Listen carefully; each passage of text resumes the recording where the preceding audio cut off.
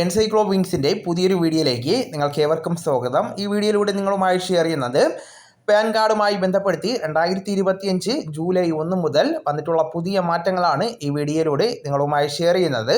നമ്മുടെ വീഡിയോസ് ആദ്യമായി കാണുന്ന സുഹൃത്തുക്കളാണെങ്കിൽ ആദ്യമായി തന്നെ ചാനൽ ഒന്ന് സബ്സ്ക്രൈബ് ചെയ്യുക.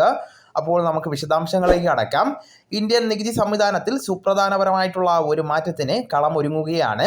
2025 ജൂലൈ 1 മുതൽ പുതിയ പാൻ കാർഡിന് അപേക്ഷിക്കുന്നവർക്ക് ആധാർ നിർബന്ധമാക്കുവാൻ കേന്ദ്ര പ്രത്യക്ഷ നികുതി ബോർഡ് ഒരുങ്ങുന്നുവെന്ന് മാധ്യമങ്ങൾ റിപ്പോർട്ട് ചെയ്തിരുന്നു.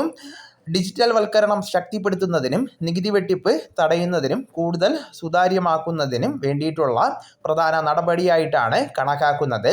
നിലവിൽ പേര്, ജനനത്തീയതി, മറ്റ് തിരിച്ചറിയൽ രേഖകൾ എന്നിവയൊക്കെ ഉപയോഗിച്ച് പാൻ കാർഡിന് അപേക്ഷിക്കുവാൻ സാധിക്കുമായിരുന്നു. എന്നാൽ 2025 ജൂലൈ 1 മുതൽ ഈ രീതിക്ക് മാറ്റം വരികയാണ്. പുതിയ പാൻ കാർഡിനായിട്ട് അപേക്ഷ വയ്ക്കുന്ന എല്ലാവർക്കും ആധാർ കാർഡ് നിർബന്ധമാക്കുന്നതാണ്.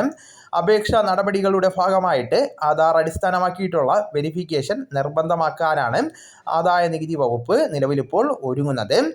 ഇതിനിപ്പോൾ നികുതി ഫയൽ ചെയ്യുന്നതിൽ കൂടുതൽ ഉത്തരവാദിത്വവും കൃത്യതയും ഉറപ്പാക്കുവാനും സാധിക്കുന്നതാണ്. ഇൻകം ടാക്സ് പോർട്ടലിൽ ജൂലൈ മുതൽ പുതിയ അപേക്ഷാ നടപടിക്രമങ്ങളിൽ മാറ്റം വരുന്നതാണ്. അപ്പോൾ ഈ വിവരം നിങ്ങളുടെ സുഹൃത്തുക്കളിലേക്കും മറ്റ് ഗ്രൂപ്പുകളിലേക്കും കൂടെ ഷെയർ ചെയ്യുക. നമുക്ക് തുടർന്നും വിജ്ഞാനപരമായിട്ടുള്ള മറ്റ് വീഡിയോസും ആനുകാലിക വിവരങ്ങളുമായിട്ട് വീണ്ടും കാണാം. അതുവരെ ഗുഡ് ബൈ.